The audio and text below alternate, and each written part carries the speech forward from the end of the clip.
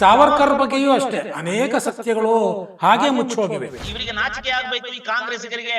Indira Gandhi stamp ಅನ್ನ ಯಾಕೆ ಮಾಡಿದ್ರು ಸಾವರ್ಕರ್ದು? ಇವತ್ತು RSS ಅನ್ನ ಬೈತಾರಲ್ಲ, ಈ ಜವಾಹರಲಾಲ್ ಗಣರಾಜ್ಯೋತ್ಸವಕ್ಕೆ RSS ಗೆ ಪಥಸಂಚಲನಕ್ಕೆ ಯಾಕೆ ಅವಕಾಶ ಕೊಟ್ಟರು? ಯತೀಂದ್ರನಾಥ್ ದಾಸ್ ಅಂತ ಹೆಸರ ನಮ್ಮ ಯಾರಿಗೂ ಗೊತ್ತಿಲ್ಲ, ನಮ್ಮ ಮಕ್ಕಳಿಗೂ ಪಾಠ ಮಾಡಿಲ್ಲ. ಇವರು ಈ ಕಾಂಗ್ರೆಸ್ಸಿನ ಜವಾಹರ್ಲಾಲ್ ನೆಹರು, ಮಹಾತ್ಮ ಗಾಂಧಿ ಅಂತ ಮಹಾನ್ ಪುರುಷರು ಆ ಚರಿತ್ರೆಯನ್ನ ಮುಚ್ಚಿ ಹಾಕಿದ್ದಾರೆ. ಸಾವರ್ಕರ್ ಬಗ್ಗೆ ಅಂತೂ ಜನಗಳಿಗೆ ಗೊತ್ತೇ ಇಲ್ಲ. ಸಾವರ್ಕರ್ ಅಂದ್ರೆ ಯಾರು ಅಂತ ಕೇಳುವಂತ ಪರಿಸ್ಥಿತಿ ಇತ್ತೀಚಿನ ದಿನಗಳವರೆಗೂ ಮಕ್ಕಳಲ್ಲಿ ಕೇಳಿ ಬರ್ತಾ ಇತ್ತು. ಇತ್ತೀಚೆಗೆ ತಾನೇ ನಿಮ್ಮಂತವರ ಒಂದು ಪ್ರಯತ್ನದಿಂದ ಸಾವರ್ಕರ್ ಯಾರು ಏನು ಎತ್ತ ಅಂತ ಗೊತ್ತಾಗ್ತಾ ಬಂದಿದೆ ಮಕ್ಕಳಿಗೆ. ನನಗೆ ಇವರಿಗೆ ನಾಚಿಕೆ ಆಗ್ಬೇಕು ಈ ಕಾಂಗ್ರೆಸ್ಸಿಗರಿಗೆ.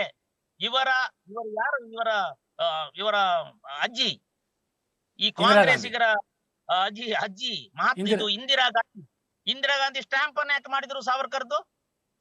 ಯಾಕೆ ಮಾಡಿದ್ರು ಸಾವರ್ಕರ್ ಸ್ಟ್ಯಾಂಪ್?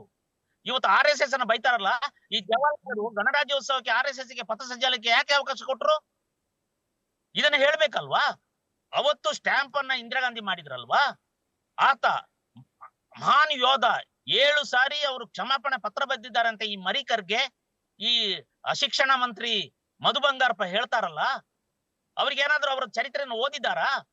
ಅವರ ಚರಿತ್ರೆ ಅವರಿಗೆ ಅಂಡಮಾನ್ ಎಲ್ಲಿದೆ ಅಂತ ಗೊತ್ತಿದೆಯಾ?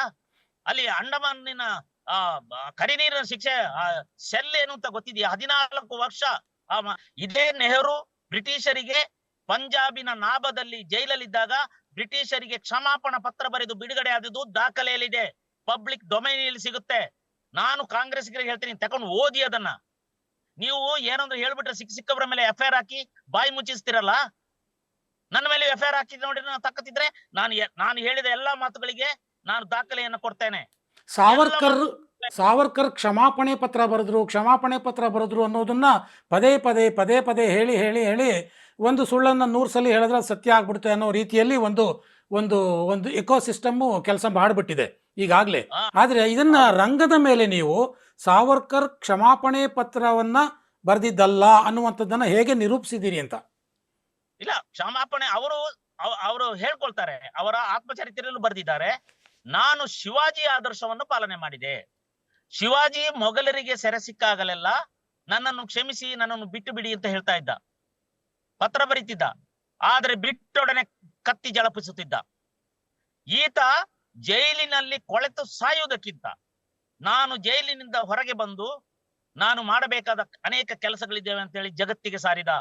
ಮೊಟ್ಟ ಮೊದಲ ಬಾರಿಗೆ ಆತ ಈ ಅಸ್ಪೃಶ್ಯರನ್ನ, ದಲಿತರನ್ನ ದೇವಸ್ಥಾನ ಪ್ರವೇಶ ಮಾಡಿಸಿದ.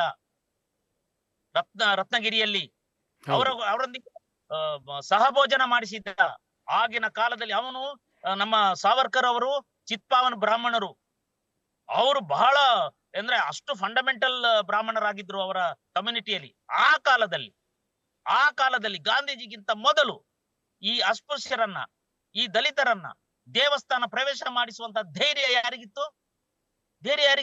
ಇದನ್ನು ಅಂಬೇಡ್ಕರ್ ಮೆಚ್ಚಿಕೊಂಡ್ರು, ಗಾಂಧಿ ಮೆಚ್ಚಲಿಲ್ಲ. ಯಾಕೆಂದ್ರೆ ಇದು ಅವರ ಅಜೆಂಡಾ. ಇನ್ನೊಂದು ಇದೆ, ಜತೀಂದ್ರನಾಥ್ ದಾಸ್ ಅಂತ ಹೆಸರ ನಮ್ಮ ಯಾರಿಗೂ ಗೊತ್ತಿಲ್ಲ, ನಮ್ಮ ಮಕ್ಕಳಿಗೂ ಪಾಠ ಮಾಡಿಲ್ಲ. ಇವರು ಈ ಕಾಂಗ್ರೆಸ್ಸಿನ ಜವಾಹರ್ಲಾಲ್ ನೆಹರು, ಮಹಾತ್ಮ ಗಾಂಧಿ ಅಂತ ಮಹಾನ್ ಪುರುಷರು ಆ ಚರಿತ್ರೆಯನ್ನ ಮುಚ್ಚಿ ಹಾಕಿದ್ದಾರೆ. ಆತ 64 ದಿನ ಉಪವಾಸವಿದ್ದು ಜೈಲಲ್ಲಿ ಸತ್ತು ಹೋದ ಸ್ವಾತಂತ್ರ್ಯ ಹೋರಾಟಗಾರ. ನಮ್ಮ ಭಾರತದ ಮುಖ್ಯ ಪತ್ರಿಕೆಗಳಲ್ಲಿ ಇದನ್ನು ಯಾವ ಇತಿಹಾಸ ಪುಸ್ತಕದಲ್ಲೂ ಇಲ್ಲ ಇದು. ಯಾಕಂದ್ರೆ ಇವರಿಗೆ ನೋಡಿ, ಇದಕ್ಕೇನು ಗೊತ್ತಾ, ನಮ್ಮಲ್ಲಿ 6 ಜನ ಶಿಕ್ಷಣ ಮಂತ್ರಿಗಳು ಜವಾಹರ್ಲಾಲ್ ನೆಹರು ಕಾಲದಿಂದ ಹಿಡಿದು ಮುಸ್ಲಿಮರು. ಅವರು RC ಮುಜುಮ್ದಾರ್ ಅಂತೇಳಿ ಮಹಾನ್ ಚರಿತ್ರೆಗಾರ. RC ಮುಜುಮ್ದಾರ್ ಅಥೆಂಟಿಕ್ ಇತಿಹಾಸಕಾರ ಯಾರಾದ್ರೂ ಇದ್ರೆ ಅದು RC ಮುಜುಮ್ದಾರ್. ಅವ್ರನ್ನ ಕರೆದು ಹೇಳ್ತಾರಂತೆ, ಅಬ್ದುಲ್ ಕಲಾಂ ಆಜಾದ್ ಅವರು ಶಿಕ್ಷಣ ಮಂತ್ರಿ ಆಗಿದ್ರು, ಸ್ವಾತಂತ್ರ್ಯಕ್ಕೆ ಹೋರಾಡಿದ್ದಾರೆ. ಅವರು ಕೇಳಿದ್ರು, ನೋಡಿ, ಗುಪ್ತರ ಕಾಲವನ್ನು ಹೊಗಳಬೇಡಿ, ಮತ್ತೆ ಮೊಘಲರನ್ನು ಟೀಕಿಸಬೇಡಿ, ಜೊತೆಗೆ ಸ್ವಾತಂತ್ರ್ಯ ಚಳವಳಿ 1857ರಿಂದ ಆರಂಭ ಎನ್ನಬೇಡಿ, ಗಾಂಧಿ ಯುಗದಿಂದ ಆರಂಭ ಅಂತ ಬರೀರಿ. ಮುಜುಮ್ದಾರ್ ಹೇಳಿದ್ರಂತೆ, ನನಗೆ ಸುಳ್ಳು ಚರಿತ್ರೆ ಬರೀಗೆ ಗೊತ್ತಿಲ್ಲ, ನಂದೇನಿದ್ರು ಸತ್ಯ ನಡೆದದನ್ನ ಹೇಳ್ತೇನೆ ಹೊರತು ಸುಳ್ಳನ್ನ ಆಗ ಅವರ ಇತಿಹಾಸವನ್ನ ತಿರಸ್ಕರಿಸಿ ತಾರಾ ಚಂದ್ ಅಂತ ಹೇಳುವವರಿಂದ ಇತಿಹಾಸವನ್ನು ಬರೆಸ್ತಾರೆ, ಸುಳ್ಳು ಚರಿತ್ರೆ ಬರೆಸ್ತಾರೆ. ಮೊಘಲರು ಸಾಲು ಮರಗಳನ್ನು ನಡೆಸಿದರು, ಕೆರೆ ಕುಂಟೆಗಳನ್ನು ತೋಡಿಸಿದರು, ಜಾತ್ಯತೀತವಾದಿ. ಯಾರು? ಔರಂಗಜೇಬ. ಜಾತ್ಯತೀತವಾದಿ. ಹ್ಮ್ ಆ ಈಗ ಇವ್ರ ಸಿದ್ದರಾಮಯ್ಯ ಎಲ್ಲ ಜಾತ್ಯತೀತವಾದಿ ಅಲ್ಲ. ಹೌದು ಸ್ಟೇಷನ್ಗೆ ಬೆಂಕಿ ಕೊಟ್ಟವ್ರನ್ನೆಲ್ಲ ಬಿಟ್ಟಿದಾರಲ್ಲ. ನಮ್ಮ ಜಮೀರ್ ಅಹಮದ್ ಖಾನ್ ಕೂಡ ಜಾತ್ಯತೀತವಾದಿ ಅಲ್ವಾ? ಎಲ್ಲರ ಆಸ್ತಿಯನ್ನು ಹೋಗಿ ಧ್ವಜ ನಡಿ, ಹಸಿರು ಧ್ವಜ ನಡಿ, ಅದೆಲ್ಲ ವಕ್ಸ್ ಆಸ್ತಿ ಅಂತ ಹೇಳಿ ಹೇಳ್ಕೊಂಡು ಬಂಬಡ ಹೊಡೆದಾಗ ಇಡೀ ನಮ್ಮ ಕರ್ನಾಟಕದಲ್ಲಿ ಒಂಥರ ಪ್ರಕ್ಷುಬ್ಧ ವಾತಾವರಣವನ್ನ ಕ್ರಿಯೇಟ್ ಮಾಡಿದ್ರಲ್ಲ. ಅವರ ಮೇಲೆ ಎಫ್ಐಆರ್ ಆಗಿದ್ಯಾ ಜಮೀರ್ ಅಹಮದ್ ಖಾನ್? ಅದು ಕೋಮುಗಲಭೆಗೆ ಕಾರಣ. ಅದು ಕೋಮುಗಲಭೆಗೆ ಕಾರಣ ಆಗೋದು. ಯಾರು ಪೊಲೀಸ್ ಸ್ಟೇಷನ್ಗೆ ಬೆಂಕಿ ಕೊಟ್ಟರು, ಪೊಲೀಸರನ್ನ ಅಟ್ಟಾಡಿಸಿಕೊಂಡು ಹೊಡೆದ್ರು, ಅವರನ್ನ ಜೈಲಿನಿಂದ ಬಿಡುಗಡೆ ಮಾಡ್ತಾರಲ್ಲ, ಅವರ ಕೇಸನ್ನ ವಾಪಸ್ ತಗೊಳ್ತಾರ. ಇದು ಕೋಮುವಾದ, ಇದು ಜಾತ್ಯತೀತವಾದಲ್ಲ. ಇದು ಓಟಿಗಾಗಿ ಅವರು ಹಂಬಲಿಸುತ್ತಿರುವುದು. ಇದನ್ನ ನಾನು ನನ್ನ ನಾಟಕದಲ್ಲಿ ಬಯಲುಗೊಳಿಸ್ತಾ ಇದ್ದೇನೆ. ಕಾಂಗ್ರೆಸ್ ಕಾರ್ಯಪ್ಪ ಅವರೇ, ನೀವು ಹೇಳಿದಂಥ ಎಲ್ಲ ಘಟನೆಗಳನ್ನು ನೋಡಿದಾಗ ಒಂದು ರೀತಿಯಲ್ಲಿ ಇತಿಹಾಸವನ್ನು ನೀವು ಪುನಃ ಸೃಷ್ಟಿ ಮಾಡ್ತಾ ಇದ್ದೀರಿ ಎನ್ನುವಂಥದ್ದು ಕಂಡು ಬರ್ತದೆ. ಇತಿಹಾಸದ ಅನೇಕ ಸನ್ನಿವೇಶಗಳು, ಅನೇಕ ಘಟನೆಗಳು. ಸೊ ಇವೆಲ್ಲವನ್ನು ಒಂದು ರಂಗ ವಿನ್ಯಾಸಕ್ಕೆ ಅದನ್ನು ಸೀಮಿತಗೊಳಿಸಿ ಅದನ್ನು ಯಶಸ್ವಿಯಾಗಿ ಪ್ರೇಕ್ಷಕರಿಗೆ ತಲುಪಿಸುವಂಥ ಕಾರ್ಯ ಇದೆಯಲ್ಲ, ಅದಕ್ಕೂ ನಿಜಕ್ಕೂ ಅದು ಒಂದು ಚಾಲೆಂಜಿಂಗ್ ಅಂತ. ಈ ರಂಗ ವಿನ್ಯಾಸ ಒಟ್ಟಾರೆಯಾಗಿ ಎಲ್ಲ ಘಟನೆಗಳು ಪ್ರೇಕ್ಷಕರನ್ನ ತಲುಪುವುದಕ್ಕೆ ನೀವು ರಂಗದ ಮೇಲೆ ಯಾವ ಉಪಾಯವನ್ನು ಕಂಡುಕೊಂಡಿದ್ದೀರಿ ಅಂತ? ನಾನು ರಂಗದ ಮೇಲೆ ಏನು ಉಪಾಯ ಕಂಡುಕೊಂಡೆ, ನಾನು ಪ್ರಾಮಾಣಿಕವಾಗಿ ಹೇಳ್ತೇನೆ. ರಂಗಭೂಮಿ ಅಂದ್ರೆ ಅದರಲ್ಲಿ 2-3 ತರ ಇದೆ. ಮೊದಲು ಮನರಂಜನೆ, ರಂಗಭೂಮಿಯಲ್ಲಿ ನಂಬರ್ 1 ಮನರಂಜನೆ, ಇನ್ನು ಹಾಸ್ಯ, ನಗ್ಸೋದು, ಆಗ ಜನರು ಕೂತ್ಕೊಳ್ತಾರೆ, ನೋಡ್ತಾರೆ. ಮತ್ತೆ ಡಬಲ್ ಮೀನಿಂಗ್ ಡೈಲಾಗ್ ಹೇಳಿದ್ರೆ ಅದನ್ನು ಮಜಾ ತಕೊಳ್ತಾರೆ. ಇಂಥದ್ದೆಲ್ಲ ಇದೆ. ನಾನು ಇದಕ್ಕೆ ಹೊರತಾದದ್ದು ನೋಡಿದೆ. ನೋಡಿ, ನಿಷ್ಠುರ ಸತ್ಯಗಳನ್ನು ಹೇಳಿದ್ರೆ ಜನಕ್ಕೆ ಅದು ಇಷ್ಟ ಆಗುತ್ತದೆ. ಈ ವರ್ತಮಾನ ಕಾಲದಲ್ಲಿ ನಿಷ್ಠುರ ಸತ್ಯಗಳನ್ನು ಹೇಳಬೇಕು. ಅದಕ್ಕೆ ಅಂಜಿಕೆ ಯಾಕೆ? ನಾನು ನನ್ನ ಸಂಭಾಷಣೆಯನ್ನ ಚುರುಕುಗೊಳಿಸಿದೆ. ಚುರುಕುಗೊಂಡ ಸಂಭಾಷಣೆಯ ಮೂಲಕ ರಂಗಭೂಮಿಯನ್ನು ಕಟ್ಟಲಿಕ್ಕೆ ಪ್ರಯತ್ನ ಪಟ್ಟಿದ್ದೀನಿ. ನಾನು ಭ್ರಮಾಲೋಕವನ್ನ ರಂಗಭೂಮಿಯಲ್ಲಿ ಸೃಷ್ಟಿಸಿಲ್ಲ. ಈ ಎಡಪಂಥೀಯರು ಸುಮ್ಮನೆ ಲೈಟಿಂಗು, ಕಾಸ್ಟ್ಯೂಮ್ ಅದು ಹೇಳಿ ಭ್ರಮಾಲೋಕವನ್ನು ಸೃಷ್ಟಿ ಮಾಡಿ ಜನರನ್ನು ಭ್ರಮಾಧೀನರನ್ನ ಮಾಡಿ ಸುಳ್ಳನ್ನವರ ತಲೆಗೆ ಇತ್ತೀಚೆಗೆ ನಮ್ಮ ಮೈಸೂರು ರಂಗಾಯಣದಲ್ಲಿ ನಾನು ಬಿಟ್ಟ ನಂತರ ಒಂದು ನಾಟಕ ಮಾಡಿದ್ರು. ಅದರಲ್ಲಿ ಒಬ್ಬ ಗಡ್ಡ ನನ್ನ ತರ ಗಡ್ಡ ಬಿಟ್ಟ ವ್ಯಕ್ತಿ, ಒಬ್ಬ ನಿಮ್ ತರ ಜರ್ಕಿನ್ ಹಾಕೊಂಡು ಒಬ್ರು ಬರ್ತಾರೆ. ಅವ್ರು ಮೋದಿ ಅಂತ ನೋಡಿದ್ರೆ ಗೊತ್ತಾಗುತ್ತೆ. ಮೋದಿ ತರ ವೇಷ. ಅವ್ರ ಕೈಗೆ ಒಂದು ಕೋಲು, ಸಂಗೋಲದು. ಅವ್ರ ಮುಂದೆ ಒಂದಷ್ಟು ಜನ ನಿಂತಿರ್ತಾರೆ. ಅವರು ಹೇಳ್ತಾರೆ, ಓ ಶಿಕ್ಷಣದ ಹರಾಜು. ಒಂದಷ್ಟು ಜನ ಕುಸಿದು ಬೀಳ್ತಾರೆ. ಅಷ್ಟಿಗೆ ಇನ್ನೊಬ್ರು ಹೇಳ್ತಾರೆ, ಓ ಸಂಸ್ಕೃತಿಯ ನಾಶ. ಇನ್ನೊಂದಷ್ಟು ಜಾತಿಗಳ ಮೇಲೆ ಅದು ಏನಲ್ಲೋ ಹೇಳಿ ಅವರ ಮೇಲೆ ಈ ಸಂಗೋಲು ಹಿಡಿದ ವ್ಯಕ್ತಿ ನಗುತ್ತಾ ಗಗೈಸಿ ಅಟ್ಟಾಸ್ ನಗುತ್ತಾ ನಡೆದು ಹೋಗುದು. ಅಂದ್ರೆ ಈ ಸುಳ್ಳನ್ನ ಅವ್ರು ಮಾಡ್ತಾರೆ. ಆದ್ರೆ ಅವ್ರಿಗೆ ಪುಕ್ಕಲವರಿಗೆ ತಾಕತ್ತಿಲ್ಲ. ಮೋದಿ ಅಂತ ಹೆಸರು ಹೇಳಕ್ಕೆ ಅವರಿಗೆ ಯೋಗ್ಯತೆ ಇಲ್ಲ. ಅವ್ರು ಇಂಡೈರೆಕ್ಟ್. ನಾನು ಡೈರೆಕ್ಟ್ ಆಗಿ ಹೇಳ್ತಾ ಇದ್ದೀನಿ, ಗಾಂಧಿ ಅಂದ್ರೆ ಗಾಂಧಿಯೇ, ಜವಾಹರ್ಲಾಲ್ ನೆಹರು ಅಂದ್ರೆ ಜವಾಹರ್ಲಾಲ್ ನೆಹರುವೇ. ನಾಳೆ ಸಿದ್ದರಾಮಯ್ಯನ ಪಾತ್ರ ಮಾಡಿದ್ರೆ ಸಿದ್ದರಾಮಯ್ಯ ಅಂತ ತೋರಿಸ್ತೀನಿ. ನನಗೆ ಆ ಭಯ ಇಲ್ಲ. ಯಾಕೆಂದ್ರೆ ನೀವು ಸುಳ್ಳುಗಳನ್ನ ಹೇಳಕ್ಕೆ ನಿಮಗೆ ಭಯ ಇದೆ, ನನಗೆ ಸತ್ಯ ಹೇಳಕ್ಕೆ ನನಗೆ ಯಾಕೆ ಭಯ? ನಾನು ಈ ಸತ್ಯವನ್ನು ಹೇಳುವಾಗ ಚುಟುಕಾದ ಸಂಭಾಷಣೆ, ನೇರವಾದ ಸಂಭಾಷಣೆಯನ್ನ ಕಟ್ಟಿಕೊಟ್ಟಿದ್ದೀನಿ. ಇದು ಆಯಾ ಪಾತ್ರಗಳೇ ರಂಗದ ಮೇಲೆ ಬರ್ತಾವ ನಿಮ್ಮ ನಾಟಕದಲ್ಲಿ? ನಾನು ಅವರ ಹಾಗೆ ಅಂತಲ್ಲ, ಗಾಂಧಿಯೇ, ಜವಾಹರ್ಲಾಲ್ ನೆಹರುವೇ. ಅದಕ್ಕಾಗಿ ನಾನು ಅವರ ಮುಖದ ಛಾಯೆ ಇರುವಂತವರನ್ನೇ ಹುಡುಕಿ ತೆಗೆದಿದ್ದೀನಿ, ಕಲಾವಿದರನ್ನ. ಅವರಿಗೆ 3 ಟ್ರೈನಿಂಗ್ ಕೊಟ್ಟಿದ್ದೀನಿ. ಹಾವಭಾವ, ಆ ಪಾತ್ರಧಾರಿಗಳು ಗಾಂಧಿ ಹೇಗೆ ನಡೀತಿದ್ರು, ಜವಾಹರ್ಲಾಲ್ ಬಾಡಿ ಲ್ಯಾಂಗ್ವೇಜ್ ಹೇಗಿತ್ತು, ಪಟೇಲರು ಯಾವ ತರ ನಿಲ್ತಾ ಇದ್ರು, ಅವ್ರ ಹೋಗ ಹೇಗಿತ್ತು, ಇದನ್ನೆಲ್ಲವನ್ನ ನಾನು 3 ತಿಂಗಳು ನಾನು ಬೇರೆ ಬೇರೆ ಆ ಮಹಾನ್ ವ್ಯಕ್ತಿಗಳ ಚಿತ್ರೀಕರಣವನ್ನ, ಅವರ ಚಿಕ್ಕ ಚಿಕ್ಕ ದೃಶ್ಯಗಳನ್ನ ಎಲ್ಲೆಲ್ಲಿ ಸಿಗ್ತದೋ ಯೂಟ್ಯೂಬ್ಗಳಲ್ಲೋ ಅಥವಾ ಇನ್ನೆಲ್ಲೋ ಅದರೆಲ್ಲ ನೋಡಿ ನೋಡಿ ನೋಡಿ ನೋಡಿ ನಾನು ಅದು ಕೊಟ್ಟೆ. ಅದು ಜನರಿಗೆ ಇಷ್ಟ ಆಗಿದೆ. ಯಾವಾಗ ಒಂದು ಸತ್ಯಗಳು ಈ ಪಾತ್ರಧಾರಿಗಳ ಬಾಯಿಂದಲೇ ಹೊರಬಂತು, ಜನರು ನಂಬುತ್ತಾರೆ, ಜನರು ಇಷ್ಟಪಡ್ತಾರೆ. ನಾನು ಚಾಲೆಂಜ್ ಅನ್ನ ಪ್ರಥಮದಿಂದಲೇ ಮಾಡ್ತಾ ಬಂದಿದ್ದೀನಿ. ನಾಟಕದಲ್ಲಿ ನನ್ನ ನಾಟಕದ ಒಳಗೆ ನುಗ್ಗುವಾಗ ಜನ ಗೊಣಕೊಂಡು ನುಗ್ತಾರೆ, ಓ 3 ಗಂಟೆ ಅಪ್ಪ ಹೇಗೆ ಕೂರೋದು ಅಂತ.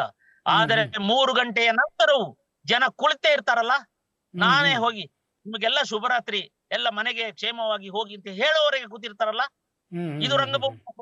ಇವ್ರು 30 ಜನ ಕರ್ಕೊಂಡು 40 ಜನ ಕರ್ಕೊಂಡು ಜೀನ್ಸ್ ಪ್ಯಾಂಟ್ ಅರ್ಧವ್ರನ್ನ ತರ್ಕೊಂಡು 25 ದಿನ ಸ್ನಾನ ಮಾಡಿದೆ ತಲೆ ಕೆದ್ರಕೊಂಡು ಬುದ್ಧಿಜೀವಿ ಅಂತ ಹೇಳ್ಕೊಂಡು ಸುಮ್ಮನೆ ಬೋಂಗ್ ಬಿಡ್ತಾ, ಇದು ಆ ಸಂಗತ, ಆ ಮಣ್ಣಂಗಟ್ಟಿ, ಇದು ಸುಮ್ಮನೆ ಸುಳ್ಳೆ ಅಸಂಗತ 60 ವರ್ಷ ಕಥಾಹಂದರವುಳ್ಳ ಪ್ರಯೋಗಶೀಲ ನಾಟಕಗಳು, ಹೊಸ ಅಲೆಯ ನಾಟಕಗಳು, ಎಲ್ಲೋ ಒಂದು ಎರಡೆರಡು ನಿಮಿಷಕ್ಕೆ ಒಂದೊಂದು ಮಾತಾಡುವಂಥದ್ದು, ಬರೀ ಲೈಟಿಂಗಲ್ಲೇ ಎಲ್ಲ ಆಟ ಆಡುವಂಥದ್ದು, ಎಲ್ಲ ಮಾರ್ಮಿಕವಾಗಿ ಮಾತಾಡುವಂಥದ್ದು, ಇದು ಕೆಲವರಿಗಷ್ಟೇ ಅರ್ಥವಾಗುವಂಥ ನಾಟಕಗಳು.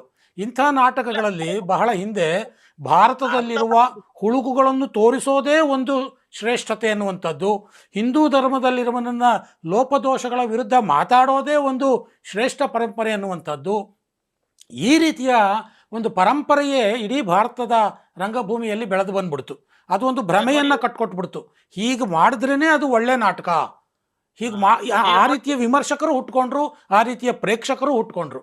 ಸೊ ಈ ನಿಮ್ಮ ನಾಟಕದ ಮುಖಾಂತರ ಈಗ ರಂಗಭೂಮಿಗೆ ಹೊಸ ಹೊಸ ಪ್ರೇಕ್ಷಕರನ್ನು ಕರೆತರುವಂಥ ಒಂದು ಪ್ರಯತ್ನವನ್ನು ನೀವು ಮಾಡ್ತಾ ಇದ್ದೀರಿ.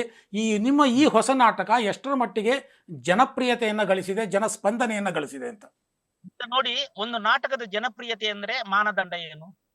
ಒಂದು ನಾಟಕದ ಜನಪ್ರಿಯತೆ ಅಂದ್ರೆ ಸಕ್ಸಸ್ ಮಾನದಂಡ, ಪ್ರೇಕ್ಷಕರು ನುಗ್ಗಿ ಬರ್ತಾರಲ್ಲ ಅದು ಮಾನದಂಡ. ನಾನಿಲ್ಲಿ ಯಾವುದೇ ಹಾಸ್ಯ ಇದಿಲ್ಲ, ಡಬಲ್ ಮೀನಿಂಗ್ ಇಲ್ಲ, ಅಥವಾ ಇನ್ಯಾವುದೋ ಕ್ಯಾಬರೆಯನ್ನ ನಾಟಕದಲ್ಲಿ ಸೇರಿಸಿಲ್ಲ. ನನ್ನ ನಾಟಕದಲ್ಲಿ ಸೆಕ್ಸ್ ಅನ್ನ ತುರ್ಕಿ ಜನರನ್ನ ಆಕರ್ಷಣೆ ಮಾಡ್ತಾ ಇಲ್ಲ, ಬೇಡದ ವಿಚಾರಗಳನ್ನ ಮಾನಸಿಕತೆಯನ್ನು ತರ್ತಾ ಇಲ್ಲ. ಜನ ನುಗ್ಗಿ ಬಂದಿದ್ದಾರೆ. ನನ್ನ ಇಲ್ಲಿಯವರೆಗಿನ ಶೋಗಳು ಹೌಸ್ಫುಲ್ಲೇ, ಟಿಕೆಟ್ ಸೋಲ್ಡ್ ಔಟೇ. ಮೊನ್ನೆ ನಾನು ಕಲಾಗ್ರಾಮದಲ್ಲಿ ನಾಡಿದಾಗ ಅಲ್ಲಿ ಇರೋದು ಸುಮಾರು 300 ಪ್ಲಾಸ್ಟಿಕ್ ಚೇರ್ಗಳನ್ನ ಇಡಬೇಕಾಯ್ತು ನಾನು. ಟಿಕೆಟ್ ಇಲ್ಲದೆ ಸುಮಾರು 60-70 ಜನ ಹೋದ್ರು ಬೆಂಗಳೂರಲ್ಲಿ. ಅವ್ರಿಗೆ ಹೋಗೋದಿರ್ತು, ಅಪ್ಪ ನಮಗೆ ಟ್ರಾಫಿಕ್ ನಲ್ಲಿ ಇಷ್ಟೊತ್ತು ನಮಗೆ ಹೇಗಾದ್ರೂ ಜಾಗ ಇಲ್ಲ ಸರ್, ಸಫಕೇಶನ್ ಆಗುತ್ತೆ ಅಂತ ಹೇಳಿ ನಾನು ಅವರಿಗೆ ಕೈಕಾಲು ಹಿಡಿದು ಅವ್ರನ್ನ ಕಳಿಸ್ಬೇಕಾಯ್ತು. ಇದು ರಂಗಭೂಮಿಯ ಅವ್ರು ಏನ್ ಮಾಡ್ತಾ ಇದ್ರು ಗೊತ್ತಾ ಸರ್? ನಮ್ಮ ಎಡಪಂಥೀಯರು ಅವ್ರ 60 ವರ್ಷದಿಂದ ಮಾಡಿದೇನು, ಒಬ್ಬ ಬ್ರಾಹ್ಮಣ ಪಾತ್ರ ಬರ್ತಾರೆ. ಅಫ್ಕೋರ್ಸ್ ಬ್ರಾಹ್ಮಣರು ಆಗಿನ ಕಾಲದಲ್ಲಿ ಸ್ವಲ್ಪ ಅವರ ಧರ್ಮ ಅವರ ಇದು ಅಂತ ಹೇಳಿ ಶೋಷಣೆ ಮಾಡಿದ್ದನ್ನ ನಾನು ಅಲ್ಲಗೆಳೆಯಲಾರೆ. ಆದ್ರೆ ಈಗಿನ ಬ್ರಾಹ್ಮಣರು ಬದಲಾಗಿದ್ದಾರಲ್ವಾ? ಆದ್ರೆ ಅವರ ನಾಟಕದಲ್ಲಿ ಬದಲಾಗಿಲ್ಲ. ಆ ಬ್ರಾಹ್ಮಣ ಪಾತ್ರ ಅಂದ್ರೆ ಒಂದು ಜುಟ್ಟಿಗೆ ತಂತಿ ಕಟ್ತಾರೆ, ಅದ್ರ ಮೇಲೆ ಒಂದು ಹೂ ಇಡ್ತಾರೆ, ಗೊಗ್ರ ಹಲ್ಲು, ಹೊಟ್ಟೆ ದಪ್ಪ, ಒಂದು ಜನಿವಾರಕ್ಕೆ ಒಂದು ಹಗ್ಗ ಕಟ್ತಾರೆ. ಅಲ್ಲಿಂದ ಅವನು ಸ್ವಾರ್ಥಿ, ಅವನ ಪಾತ್ರವನ್ನ ಚಿತ್ರಣ ಮಾಡೋದು, ಅವನು ಮೋಸಗಾರ. ಅದೇ ನಾಟಕದಲ್ಲಿ ಒಬ್ಬ ಮುಸಲ್ಮಾನ ಇರ್ತಾನೆ, ಅವನು ಸದ್ಭಾವನವುಳ್ಳವನು, ಸಂಸ್ಕೃತಿವಂತನು, ಸಂಸ್ಕಾರಕನು, ಜನೋಪಯೋಗಿ ಅಂತ ತೋರಿಸ್ತಾರೆ. ಇದು ಮೋಸ ಅಲ್ವಾ? ಹೌದು, ಇದು ಮೋಸ. ಇದನ್ನ ನೋಡಿದ್ರೆ ಏನಾಗ್ತದೆ ಜನರಿಗೆ? ಮುಸಲ್ಮಾನರು ಒಳ್ಳೆಯವರು, ಇವನನ್ನ ಸಂಕೇತ ಮಾಡ್ತಾರೆ, ಈ ಬ್ರಾಹ್ಮಣನ ಹಿಂದೂಗಳ ಸಂಕೇತ ಅಂತ, ಅವರನ್ನು ಮುಸಲ್ಮಾನರ ಸಂಕೇತ ಅಂತ ಮಾಡ್ತಾರೆ. ಬಹುತೇಕ ಬಹಳಷ್ಟು ನಾಟಕಗಳಲ್ಲಿ ತುಘಲಕ್ ಇರ್ಬೋದು, ಇಲ್ಲ ಟಿಪ್ಪು ಕನಸುಗಳು ಇರ್ಬೋದು, ಇಲ್ಲ ಗುಣಮುಖದ ನಾದಿರ್ ಶಾ ಇರ್ಬೋದು, ಇವು ಎಲ್ಲ ನಾಟಕಗಳಲ್ಲಿ ಅವರ ದೌರ್ಜನ್ಯಗಳನ್ನು ಬಿಟ್ಟು ಅವರ ಮನಸ್ಥಿತಿ ಹಂಗಿತ್ತು, ಅವರ ಆರೋಗ್ಯ ಹಂಗಿತ್ತು, ಈ ಥರದ ಹೇಳ್ಕೊಂಡು ಅವರ ದೌರ್ಜನ್ಯಗಳನ್ನೆಲ್ಲ ಮುಚ್ಚಾಕುವಂಥ ಪ್ರಯತ್ನಗಳನ್ನು ಬಹುತೇಕ ನಾಟಕಗಳು ಮಾಡ್ತಾ ಇದ್ವು ಅಂತ ಅನ್ಸುತ್ತೆ. ಅದನ್ನು ನಿಮ್ಮ ನಾಟಕಗಳು ಬ್ರೇಕ್ ಮಾಡ್ತಾ ಇದೆಯಾ ಅಂತ? ಈ ಅರ್ಬನ್ ನಕ್ಸಲ್ ಗಿರೀಶ್ ಕಾರ್ನಾಡ್ ಇದ್ದಾರಲ್ಲ, ಈಗ ಇಲ್ಲ, ಅವರು ಜ್ಞಾನಪೀಠ ಪ್ರಶಸ್ತಿ ಪಡೆದವರು. ಅವ್ರು ಮಾಡಿದ್ದೇನು? ಇದನ್ನೇ ಮಾಡಿದವರು. ಅದೇ ತುಘಲಕ್ ನಾಟಕದಲ್ಲಿ ತುಘಲಕ್ ಒಬ್ಬ ಕನಸುಗಾರ ಅಂತ ಬರೆದ್ಬಿಟ್ರು. ನಾನು ಚರಿತ್ರೆ ಬರ್ದಿಲ್ಲಪ್ಪ, ನಾಟಕ ಬರ್ದಿದ್ದು ಜಾರಿಕೊಳ್ತಾರೆ ಚರ್ಚೆಗೆ ಬಂದಾಗ. ಅದೇ ಅವರ ನಾಟಕದಲ್ಲೇ ಒಬ್ಬ ಬ್ರಾಹ್ಮಣ ಮೋಸಗಾರ, ಒಬ್ಬ ಬ್ರಾಹ್ಮಣ ಪಾತ್ರಧಾರಿ ಬರ್ತಾರೆ ಮೇನ್. ಅವರ ನಂತರ ಅಜೀಜ್ ಅಂತ ಹೇಳಿ, ಅದು ಅವನು ಒಬ್ಬ ಕಳ್ಳ ಬರ್ತಾನೆ, ಇನ್ನೊಬ್ಬ ಮುಸ್ಲಿಂ ಹೆಸರು, ಅವನು ಒಬ್ಬ ಹಿಂದೂ ಆಗಿರ್ತಾನೆ, ಅವನು ಬ್ರಾಹ್ಮಣ ಆಗಿರ್ತಾನೆ. ಅವನು ತುಘಲಕ್ ಮಾಡುವಂತ ಒಳ್ಳೆಯ ಕೆಲಸಗಳನ್ನೆಲ್ಲ ಅವನು ಬುಡಬೇಲು ಮಾಡ್ತಾ ಹೋಗ್ತಾನೆ. ಇದು ಅವರ ಕತೆ. ಅಂದ್ರೆ ಒಬ್ಬ ಹಿಂದೂ ಮೋಸಗಾರನಂತಲೂ, ಒಬ್ಬ ಮುಸಲ್ಮಾನ ಸಚ್ಚಾರಿತ್ರ್ಯವಂತರಂತಲೂ, ಸಜ್ಜನ ಅಂತಲೂ ತೋರಿಸಿ ಈ ಅರ್ಬನ್ ನಕ್ಸಲರು ಮಾಡಿದಾದ್ರೆ ಏನು? ಇದೇ ರಂಗಾಯಣದಲ್ಲಿ ನಕ್ಸಲರು ಬಂದು ಮೀಟಿಂಗ್ ಮಾಡ್ತಾ ಇದ್ರು ಮೊದಲು. ನಕ್ಸಲರು ಅಂದ್ರೆ ಅವರು ಸಬ್ಜೆಕ್ಟ್ ಕೊಡ್ತಾ ಇದ್ರು. ಏನು ಮಾಡ್ಲಿಕ್ಕೆ ಹೊರಟಿದ್ರು ಇವರೆಲ್ಲ?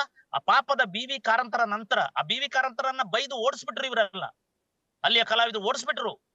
ಅವ್ರು ರಾಜೀನಾಮೆ ಕೊಟ್ಟ ಅಲ್ಲಿಂದ ಬಂದಿದ್ದೆಲ್ಲ ಈ ಅರ್ಬನ್ ನಕ್ಸಲರೇ. ಪ್ರಸನ್ನ, ಗಿರೀಶ್ ಕಾರ್ನಾಡ್ ಇವರೇ, ಮತ್ತೆ ಎಡಪಂಥೀಯರಾದ ಜನಾರ್ದನ, ಬಸಲಿಂಗ, ಇಂಥವ್ರು ಬಂದ ಮಾಡಿದಾದ್ರು ಏನು? ಒಂದು ಒಂದು ಒಂದು ಇಡೀ ವ್ಯವಸ್ಥೆಯನ್ನ, ಅವರಿಗೆ ವಿಘಟನೆ ಮುಖ್ಯ ಆಗಿತ್ತು, ನನಗೆ ರಾಷ್ಟ್ರ ಕಟ್ಟುವುದು ಮುಖ್ಯ.